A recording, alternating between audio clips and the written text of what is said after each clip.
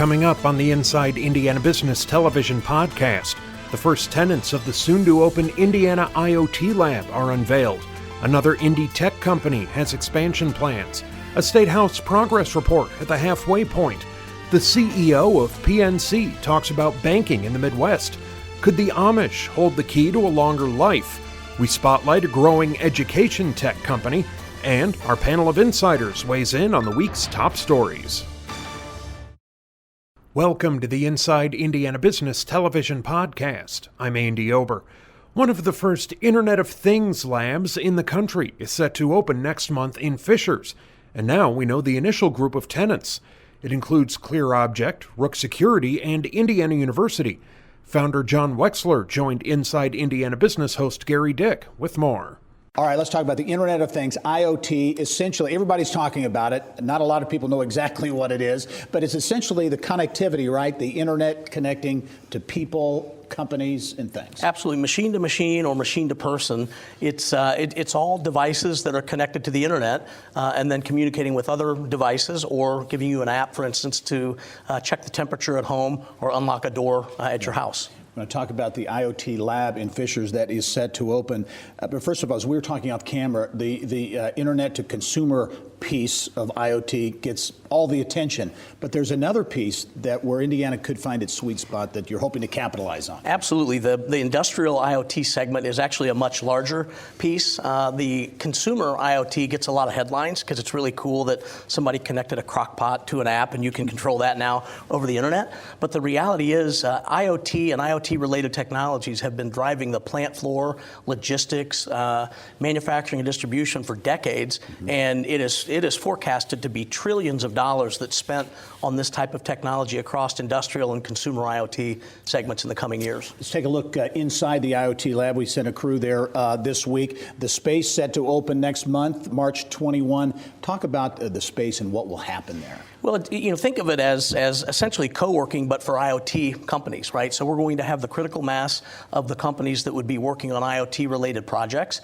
So you'll have Bluetooth experts and other wireless communication technologies, development, design thinking, the software, et cetera, sensors and controls. So companies like ClearObject and Flexware, Indiana University is a key higher education partner. Outside source, we just got word that InDesign, a local firm that's really big in IoT design and development, is going to move in. And then Rook Security is putting an outpost there to run their SOC, their command center basically for network-based IoT. This is security. One of the first public-private sector partnership IoT labs in the entire country. Why, in your view, does this make sense in particular in Indiana because of what we do and what we have here in the state? Well, we feel like Mayor Fadness and I have really, we're doubling down on this idea of entrepreneurship and innovation in the central Indiana economy. And we think that Indiana is uniquely positioned as a leader in manufacturing, distribution, and agriculture to lead in the next generation of those industries. So looking at Internet enabling the farm, the devices on the farm or the plant floor or in distribution and logistics is a natural extension for Indiana industries, and that's really what we're trying to communicate. Yeah, and how about the statewide nature here? Because this is obviously located in central Indiana here in Fishers, but there's a statewide interest, right? Yeah, we're seeing a ton of interest around the state, and in fact, we've decided to kind of embark on a little road show where we were up a couple of weeks ago in Peru, Kokomo, Tipton. We're heading down into southern Indiana to talk to some of these middle market manufacturing and distribution companies. Indiana is loaded with these types of enterprises in small towns all across the state, and what we're looking to do is basically get out and communicate with them to understand what it is they need in the IoT space, and also offer a hand that if they need help. Now, it's not a recruiting effort to bring them to Fishers. This is about statewide and helping people where they are. As we wrap up, John, as you look out 5, 10, 15 years, you kind of dream a little bit here. What could this facility help to catalyze? Well, what we hope is that this helps our existing companies in Indiana they're basically future-proof their companies so that in the next generation of their company, they are Internet connected, Internet enabled, and they are prepared for the IoT economy. John Wexler, CEO of the Indiana IoT Lab in Fishers, set to open March 21. As always, thanks for being here. We'll talk to you soon. Thank you, Gary. Appreciate it. All right. Still to come, a halftime report on the Indiana legislative session, and PNC is banking on a new IndyCar sponsorship. But first, Indianapolis-based Costello has announced expansion plans. The company, which provides deal management software for sales teams, is growing in the Union 525 building in downtown Indy and adding dozens of jobs. Co-founders Frank Dale and Rod Fewer came in studio to discuss the company's growth. Congratulations on the growth. Funding, you achieved $1 million last fall to help really get things going. We'll talk about that in a minute. But first, deal management software. Companies spend billions of dollars trying to increase sales and drive revenue. How does this, that's what this software is all about, right? Yeah, it really is. And it's a good time to be there because we live in a time of increased competition and rising customer expectations. And so to win today, for sales teams, they have to create value during the sales process for the customer. And if you look at what's happening right now, the numbers would tell you they're not doing it because around 50% of sales reps today will miss their number. So we exist to change that, and we do that by helping them have better sales conversations. So we provide a software co-pilot that helps them remember to ask important questions, handle objections when they come up, and then tell relevant stories at the right time. And Frank, you are the former CEO of a great tech success story, Compendium, which sold a few years back to Oracle. So you obviously see a lot of promise, a lot of value in this model. Yeah, I really do. I mean, if you look at what's going on in the market right now, I've experienced this problem as a leader. Before we started the business, we talked to 40 different sales leaders. We interviewed them to understand the problems that they had and how we'd need to solve them. And the problem was acute enough that 4 people bought the software from us before we built it. So it's a good time to be in this market. Wow. Rod, let's talk about the model, how it works. What makes this software different, a difference maker? Sure. Well, there are 3 problems we're solving for sales teams. The first problem is for the reps, right? They have a consistency problem. The CRMs they have, the tools that they have to use, don't actually help them sell. They don't help them navigate sales conversations. And as a result, right, they use these ad hoc tools like Post-it notes or Google Docs to sell, and that results in ad hoc execution, right? They lose deals. And as a result of using those tools that are outside of the system that managers use, sales managers can't actually see the quality of the pipeline, right? And so they have a hard time coaching reps and working with them proactively to close more deals. And then as a result of that, right, there's actually an insights problem that VPs of sales have, which is they don't know what's working and what's not in their sales strategy. So it's hard to make improvements, it's hard to adapt, and ultimately they can't communicate to the CEO and the board what's working and what's not. Let's talk about the sweet spot. What size company are you really targeting with your products? Yeah, we're typically targeting companies that have about 20 sales reps or more. And they're in the technology space. Yeah. We do have one company actually in Chicago. It's the Chicago Meat Authority that sells beef, poultry, and pork, but mostly technology. Let's talk about your space. We're looking at video from the Union 525 in downtown Indianapolis, where your headquarters is, and you're looking to hire another 60-plus workers over the next couple of years. Yeah, we are. So we're in growth mode. As I mentioned, it's a great time to be in this business. We're solving an important problem, and we're looking to hire world-class talent, which we think we can do in Indy. So we're going to hire across sales, marketing, support, software development, and then data science. Very quickly, the landscape in Indianapolis and Indiana for growing a tech company today, how would you describe it? Well, it's phenomenal. We have world-class talent. We have a lower cost of doing business than my peers on the coasts. And we have access to great customers throughout the Midwest, and that's really made our business possible.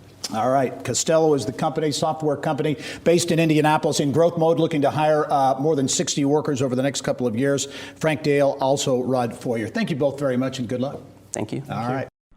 Later in the podcast, the CEO of PNC weighs in on the banking scene in the Midwest, and the Amish could hold a key to longer life. But now, Indiana lawmakers are about halfway through the short 2018 legislative session, and some high-profile bills have met their end. Indiana Chamber of Commerce Senior Vice President Tom Schuman has perspective on legislative winners and losers so far.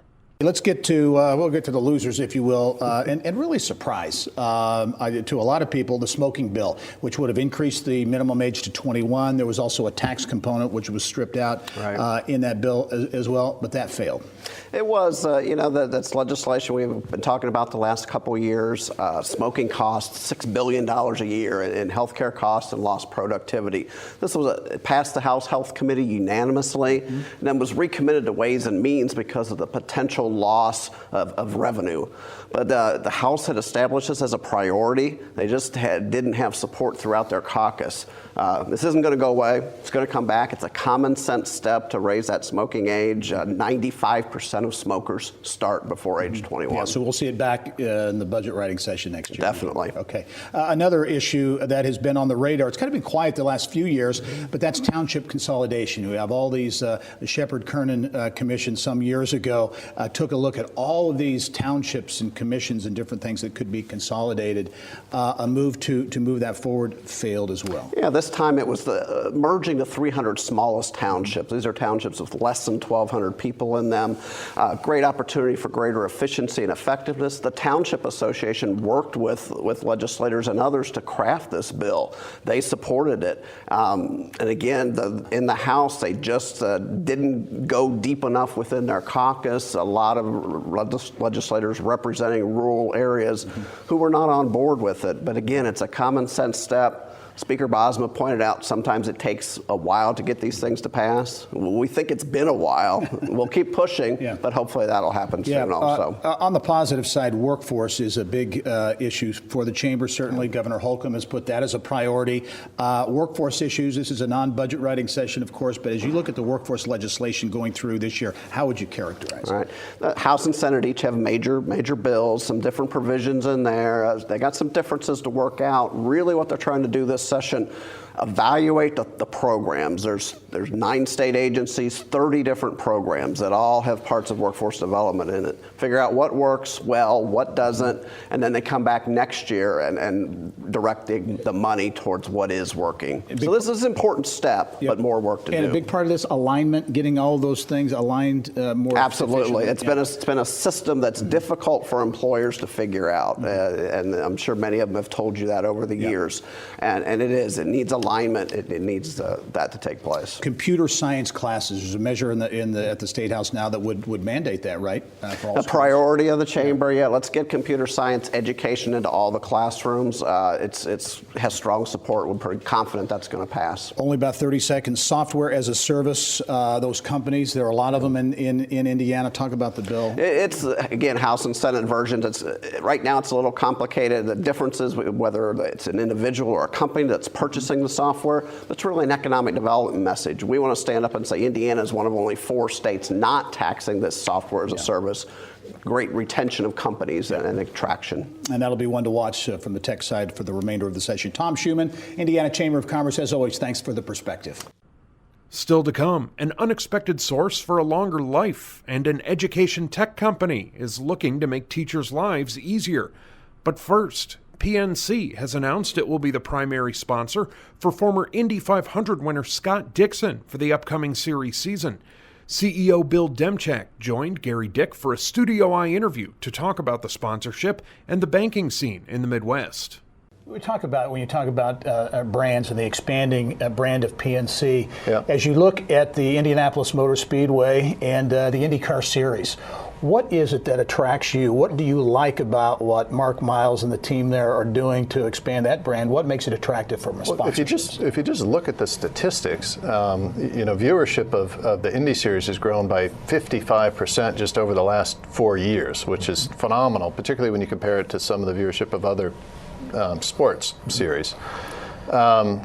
The combination of that and the fact that as an institution we are starting to expand our brand nationally, and what Indy does for us and our name on a car, PNC Bank on a car, basically brings the first brand awareness in some cases to what PNC Bank is. Our name's out there, people see it, they say, oh yeah, I know that institution, so that when we arrive, either physically in a branch or digitally through one of our mobile offerings, they know who we are. Innovation is certainly a big word that is used in Indiana in economic development circles, in a lot of places, a lot of states.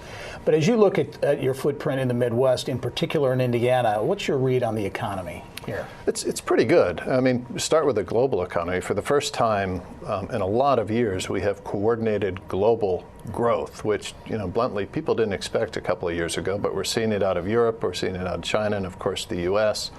Despite the scare over the last couple of days on inflation is under control, rates are low. Consumer optimism, corporate optimism is quite high. And of course, in the U.S., with the recent change in the tax code, we ought to see a bump in GDP. Manufacturers in particular benefit. And we're seeing that strengthen the core of the U.S. economy and in the Midwest. As you look at challenges, what keeps you up at night? Is it the cybersecurity issue? Or Besides some of the obvious ones, the geopolitical issues that everybody knows about, we obviously worry about cyber. Safety and security is foremost on the minds of our clients, so we invest a lot of money and pay big attention to that, but we worry about that. I don't know that I worry about, but I think a lot about the pace of change. We were joking in a meeting earlier, the iPhone is now 10 years old. 10 years old. 10 years ago, we all carried around the brick that you could make a phone call from. And a lot of us carried that thing until you couldn't charge it anymore. Right. And now we live our life off of this phone. My daughter doesn't know a life without that phone. She's 13 years old. And I think about that technology applied to banking and how quickly we're morphing to a world where everything was done in the physical to where it's done online. Now the screaming example today is Amazon, of course, but that phenomenon is happening in banking, it's happening in medicine, in all sorts of areas. Yep. You can catch Inside Indiana Business Television on stations throughout the state every weekend. Head to InsideIndianaBusiness.com to check listings. Later in the podcast, a group of students comes up with a new education tech platform, and our panel of insiders takes on the week's top stories. But now, a researcher with the Indiana Hemophilia and Thrombosis Center is being credited with an interesting discovery, a gene mutation in Indiana's Amish community that could help lead to a longer life. Sweta Gupta discussed the potential with Barb Lewis in the Business of Health. Okay, this is an easy question to ask and probably a hard one to summarize, but tell us about this study. Yes, absolutely. So, this study was conducted in May of 2015, and it is an example of a very effective collaboration between two different institutions, the Indiana Hemophilia and Thrombosis Center and the Northwestern University at Chicago. So the IHTC, where I work, we have taken care of some Amish people in Bern, Indiana, who have this rare bleeding disorder called PI1 deficiency, or plasminogen activator inhibitor. This was first diagnosed by a medical director, Dr. Amy Shapiro, in the early 1990s, when a 9-year-old girl presented with very unique bleeding symptoms. So not only did she diagnose the girl with PI1 deficiency, but she also identified the genetic mutation which led to this bleeding disorder.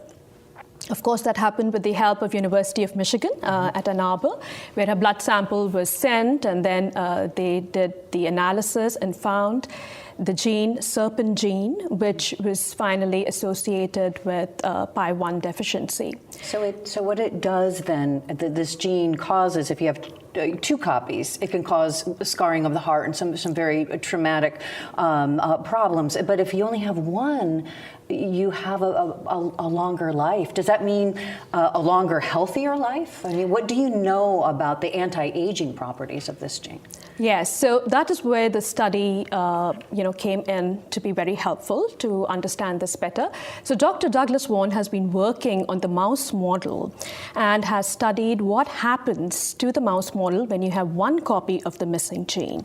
And he found that the mice lived longer and they had a healthier metabolic profile.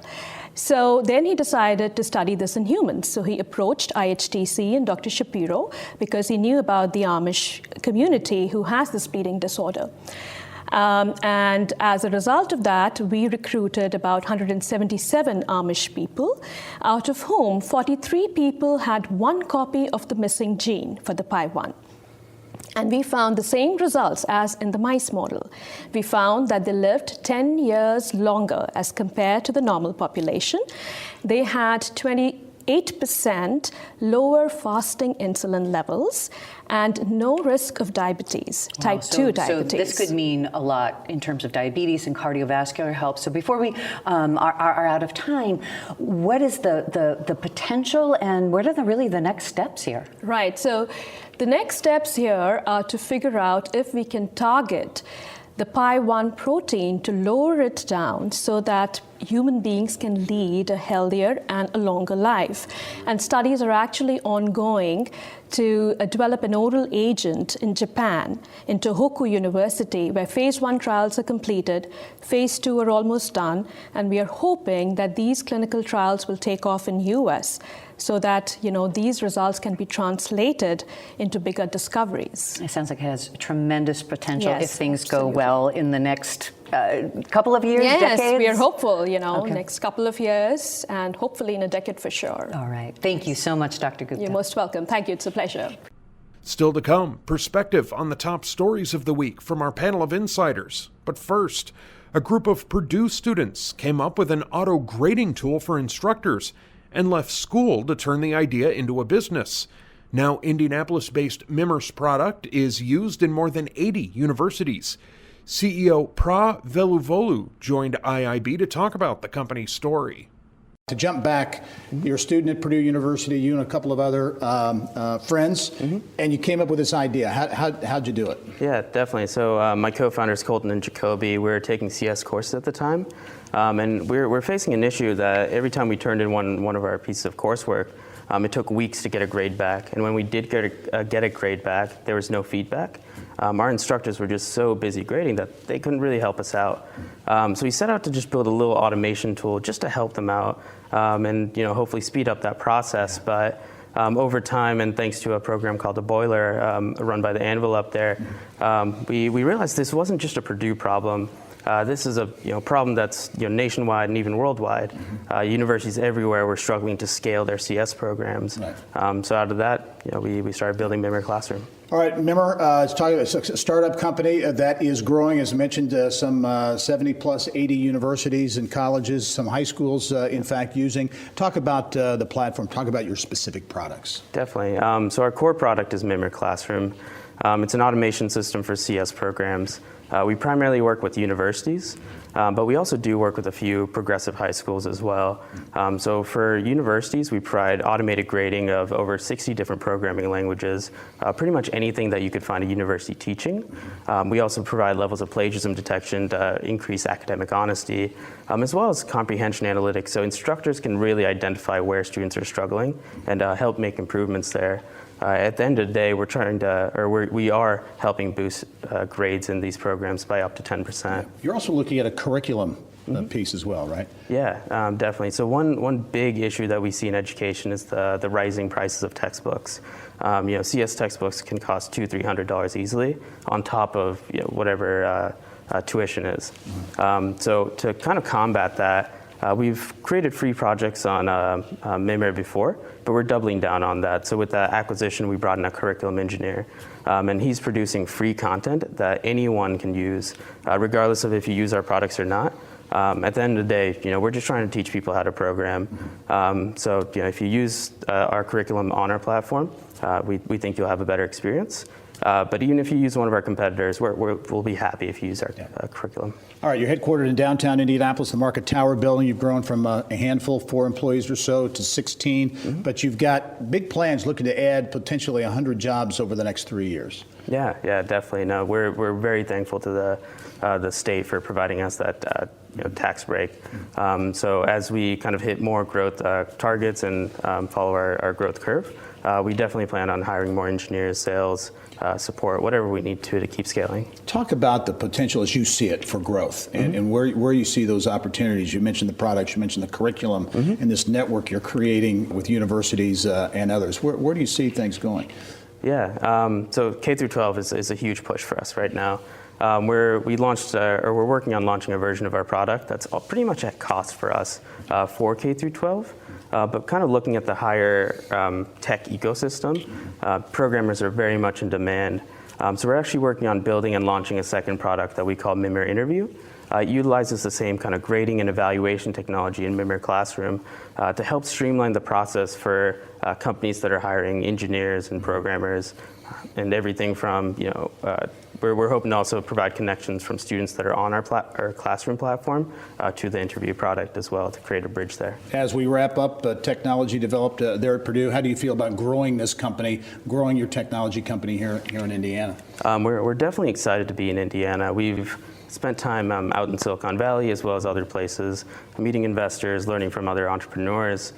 Costs, of course, is one big reason to be in Indiana, but we're also really excited to be here because Silicon Valley has made it in the startup ecosystem. Startups are everywhere. We're pretty just getting started here in Indiana, so it's exciting to be at the root or grassroots of the movement. Very good. Volu, thank you very much. Member is the company. A lot of exciting things have happened since those days at Purdue, and we'll look forward to following your progress. Yeah, definitely. Thanks very much. And finally this week, our group of insiders offers perspective on the week's top stories.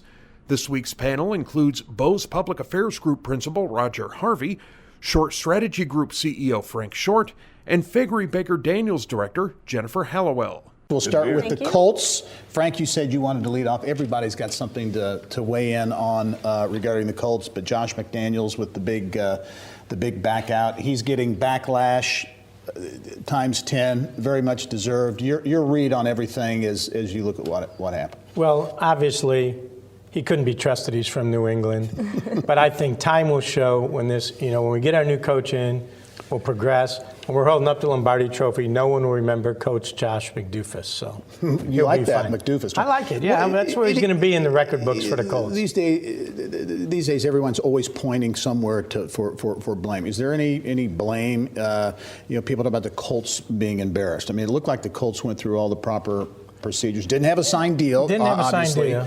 We were talking about this off camera. Until I have a client sign a contract, I'm not sure I tell people I have a client. But I think it was an issue that it appears the Colts have done everything right. The whole walk up to the Super Bowl, followed all the NFL rules. No one's claimed they violated any rules. The people that are in the box in this thing, besides the Colts fans, are those assistant coaches that gave up jobs, moved their families, took jobs here. Right. Now, the new coach is coming. It's kind of like if you're in college and a new coach comes. Are you going to play? Are you going to do it? Yeah. So, there's a lot of collateral damage here. Yeah. So this guy can make more money and stay in New England and go 0-16 next year. One of these years, yeah. Jennifer, your take. This happens from time to time in the business world, obviously, but in a high-profile situation like this, it makes headlines. As you saw things unfold, what was your take? Well, I was shocked, as was everyone. But I mean, it's a horrible way to handle a business decision, and he did have time to sort through this. As Frank said, I feel really badly for the assistant coaches and people that he impacted in this. The effect is a lot bigger than even just him or just our team. And so, you look to Coach Dungy, who has said a lot about it and called it inexcusable and indefensible. And, I think that's what everyone believes. Yeah, he was very strong. Yeah. You're right in his commentary. Roger, as you look at it, and where the Colts go from here, and how the Colts have handled it. I mean, at Chris Ballard's news conference, he came out and, I thought he did a great job he said, pointed to himself. He said, it's on me, whatever blame there is. Where do the Colts go from here? Yeah, a couple things on that. I agree with you 100%. In my world of, crisis communications, you need to get out as quickly as you can when things like this happen. And I think Chris did a terrific job. He came across as very credible and authentic. And really, there's two things I think he was trying to accomplish. Number one is a sense of calm, and that we as an organization are moving forward and we're going to find the best person and the best fit. I thought he handled that part of the questioning very well. And then the second part really was a message that I think he was trying to get across to the fan base. Because at the end of the day, the season ticket holders and those fans are the ones that are going to be critically important once that season starts. And I think that's what he was trying to get across to them, that, look, we've got this under control. Yes, this was a hiccup that we did not anticipate, but we're going to move forward. We're going to find the right coach for us. And he was also very optimistic about Andrew Luck. And I think the fans responded to the genuineness that Chris came across with in that news conference, and also what I viewed as an upbeat report, if you will, that he thinks Andrew's going to be back. And he said the rivalry is back on. Right. Which I thought was great. New England fans didn't like that. One more question in terms of timing, because obviously there needs to be a sense of urgency. The combine's coming up, the draft, all those things. We don't have a head coach. How much pressure is on the Colts organization to get this right quickly? Well, I know they definitely want to get it right, and there's probably a lot of pressure they're putting on themselves internally, but I don't know that it has to be as quick as, I do agree with Chris. I think, we're in such a instant gratification society that, everything's got to be buttoned up and, within an hour, like an NCIS, crime show. And the fact of the matter is they do have time. I mean, the Combine is still several weeks away, and they've got these other coaches in that he says they're going to take care of those coaches, and so there's things they can do and work on the draft, and I think they're going to do their best just to find the right person. Yeah, Indiana Statehouse, the Indiana General Assembly, short session at the midpoint now. Jennifer, as you look at what has happened or not happened, what your take on activity at the Statehouse? Well, I mean, I think it's encouraging. It's been fairly, some of the Democrats called it a snoozer or yawning. But frankly, I think that Hoosiers like a more limited approach, and it's not so bad that we don't have a lot of controversy happening at the Statehouse. But a couple of big things are coming out. One, it's looking like Sunday sales for alcohol is going to happen. A lot of progress made in workforce development, which is one of Governor Holcomb's number one priorities, something he's been very focused on, and also Speaker Brian Bosma has been very focused on it. I think that it's something that's going to take a couple of years to get right, but right now we have, 30-some workforce development type programs in 9 agencies, and so they're looking at doing an overhaul and see what's effective and what's not, and how we reshape that so that we're training people for the jobs of the future. Yep. So. Frank, surprised that the smoking bill, which would have increased the minimum age from 18 to 21, there was a tax that was stripped out, but there was a tax associated with it too, that it went down. It failed. A lot of business, Indiana Chamber of Commerce, a lot of businesses were behind it, were supporting it. And I think that's a tough issue. As someone, my personal take on it is, if I'm going to ask an 18-year-old to go to Iraq and put his life on the line for his country, and we ask him to vote and be involved in it, they should be able to smoke a cigarette. Now, I understand the health implications, and I've done a lot of work over the years for, health organizations, but, it's a tough issue, and, there's a lot of people that feel that's a right, not as much as Second Amendment rights, but, it's a tough issue. Moving forward, we had a number of layoff announcements actually this week. Jeff Boat in Southeast Indiana with a big layoffs. IPL here in Central Indiana also announced some layoffs. And Carson's, the retailer, announced that about 300 people would be affected here in Indiana at the 5 store closings. Roger, the Carson's closing, though, another sidebar to that is Circle Center, the mall in downtown Indianapolis, which has struggled, which has had its challenges for a number of years. Another store going out of there. What's next, in your view? In terms of Circle Center and what that becomes? I think what you're likely going to see is Simon property getting creative on finding some type of a mixed-use solution there. I mean, the good news is that Carson's going out is not a result of a decaying downtown and not enough people downtown. The reality is that downtown is continuing to thrive. You look at the statistics that come out from downtown Indy and also Visit Indy on the convention business. There are a lot of people coming to Indianapolis, and the city's continuing to grow. So we've got the people. It's just trying to figure out what's the best use that we can maximize getting those people in and using those businesses that'll take that place. Your take, Jennifer, on that.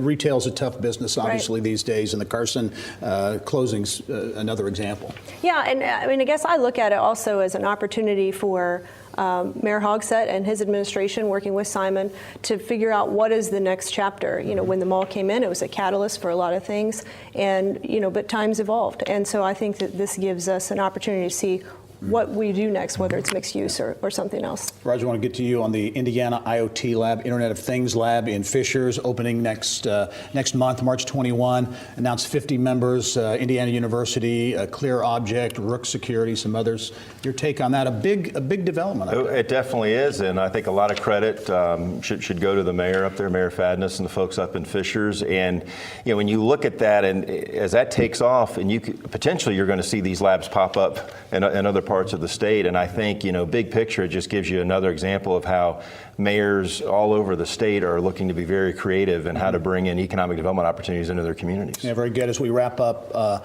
Frank, we lost a really good guy, Andy Payne, a longtime banking executive here in Indianapolis and Central Indiana, community leader, passed away at the age of 80. And he truly was a great guy and someone who was a real difference maker. Yeah, I think he did a lot for this town, a lot for the banking industry.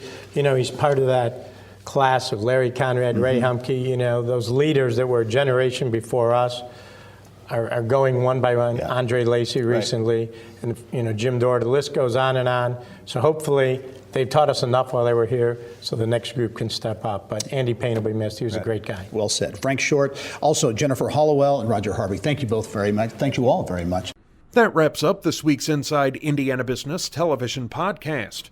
Remember, you can find all of this week's TV segments, as well as the top business news from throughout the state at InsideIndianaBusiness.com. While you're there, you can also subscribe to our platform of free e-newsletters. This is Andy Ober for Inside Indiana Business.